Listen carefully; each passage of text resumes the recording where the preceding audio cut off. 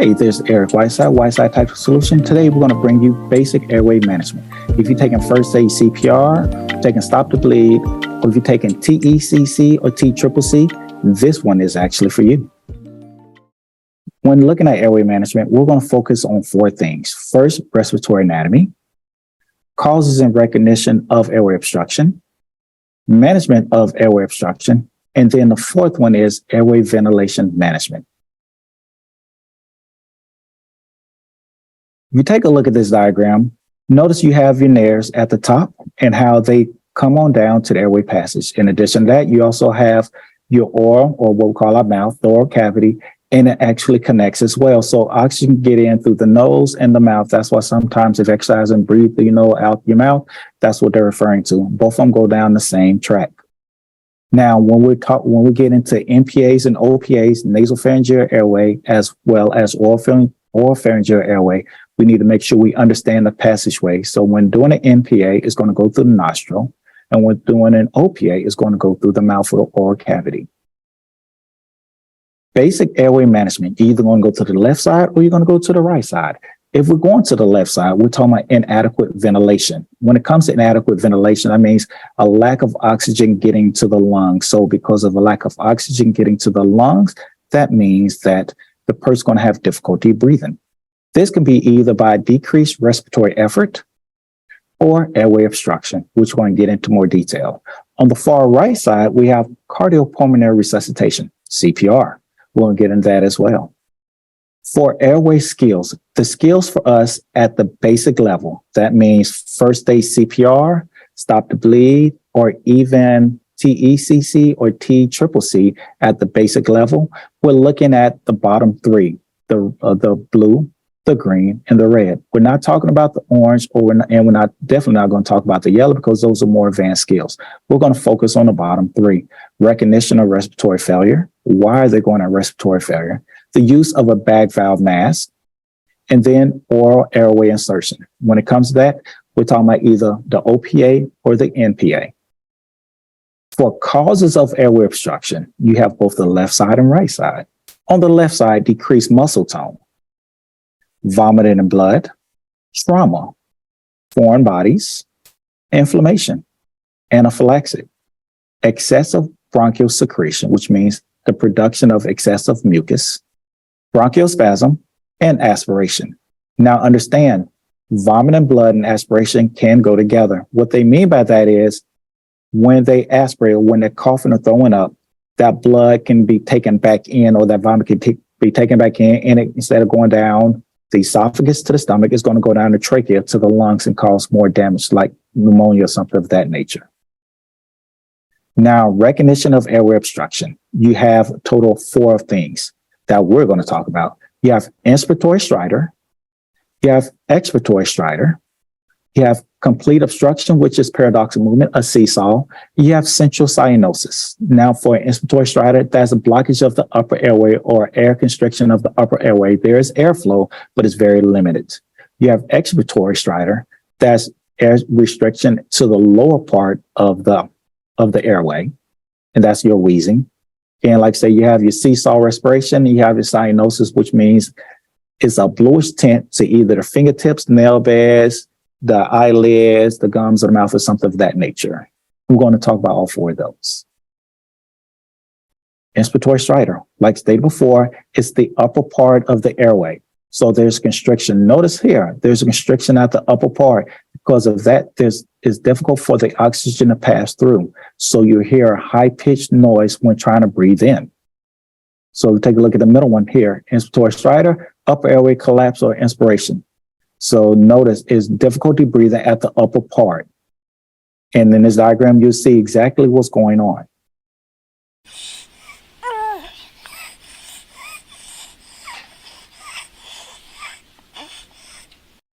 Expiratory stridor, this is when you're breathing out. This is your wheezing. So instead of having a constriction at the top part, you're actually having a constriction at the lower part. And this is when you breathe out, you hear a wheezing sound. Notice in this diagram, it shows us you have good airflows coming through the top, but then closer to the lung, going to the brachials and the bronchioles, sorry, brachials to the bronchioles, you actually have a constriction. When there's constriction, it's harder to breathe out, so you hear the high-pitched wheezing. Now, one thing I want you to know is the difference between, because some people are like, well, what's the difference?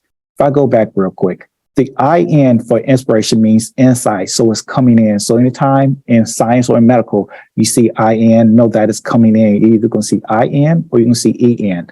A lot of times you see EN, like the word enter, EN means coming inside. In this case, you have the letters IN. It also means coming inside. Now, if you notice for the next one, expiratory, EX, just like an exit sign, is leaving out. So expiratory means going out. Inspiratory means coming in, just in case you didn't know. Like I said before, for this, take a look. You have difficulty breathing for inspiratory at the lower part. So there's a blockage at the lower part. I want to say a blockage, there's constriction at the lower part. This people very common have asthma or COPD or something of that nature. You're here, that expiratory wheezing. And in this video, you see what we refer to that.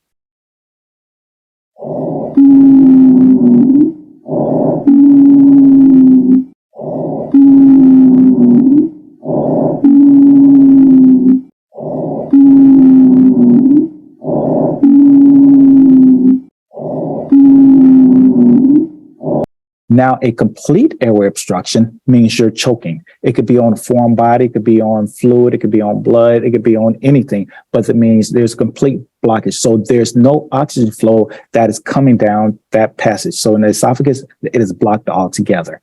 So initially, you either hear stridor or you hear wheezing, but in a complete blockage, you hear nothing at all. That means no airway exchange or no oxygen exchange. There's no oxygen exchange. The person will pass out.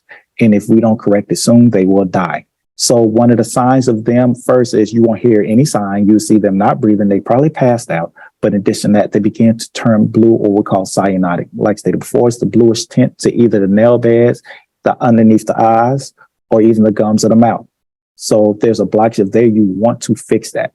In this diagram at the bottom, if you notice, here for the epiglottis, it is closed, so oxygen is not coming through. However, on the right side, when the epiglottis opens up, there is good oxygen exchange. In this diagram over here, top right, letter A, notice in this one, the airway is closed altogether. So similar to this diagram, notice it's closed. There's no air that can actually pass through. But at the bottom of it, notice it is open. So you can see air can either go on the left side, even go on the left side or the right side. When it comes to that, there is good airflow. So when it comes to this, it is very important that if they have a collapse in the respiratory area, that you get immediate help. You want to make sure you get oxygen.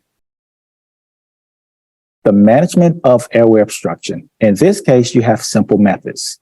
You either have the head tilt chin lift, you have the jaw thrust, or you can use two types of outside utensils.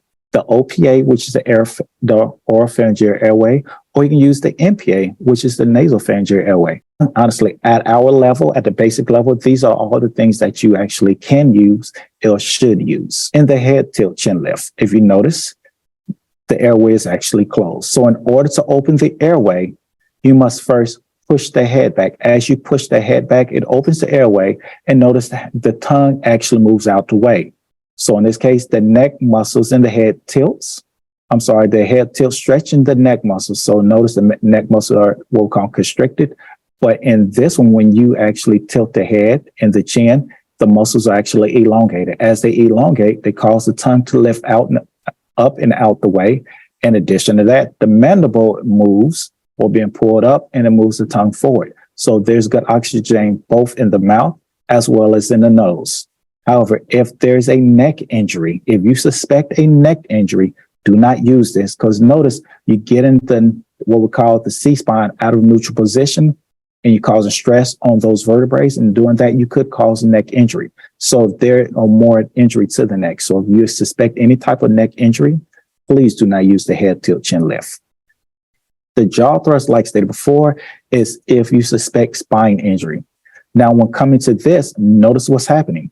This technique is a choice, like I said before, if you notice or if you suspect any type of spine injury, falling down, not from a standing position, from standing, let's say on a ladder or something of that nature, falling down, hurting your neck or something of that nature, drowning or diving accidents. So diving into the pool, they hit their head, that is a neck injury. You want to use a jaw thrust maneuver. This tells us how to do it. If you've taken first aid CPR, stop the bleed, or even TECC or TCCC or one of our tactical medical courses, you know how to do this. You grasp the jaws at the angles of the lower jaw. With both hands, one side, you move up the jaw forward. So you grasp the hands, notice here, you grasp the hands at the angles of the jaw, and you actually pull the jaw forward. Using the thumbs, you push down the jaw.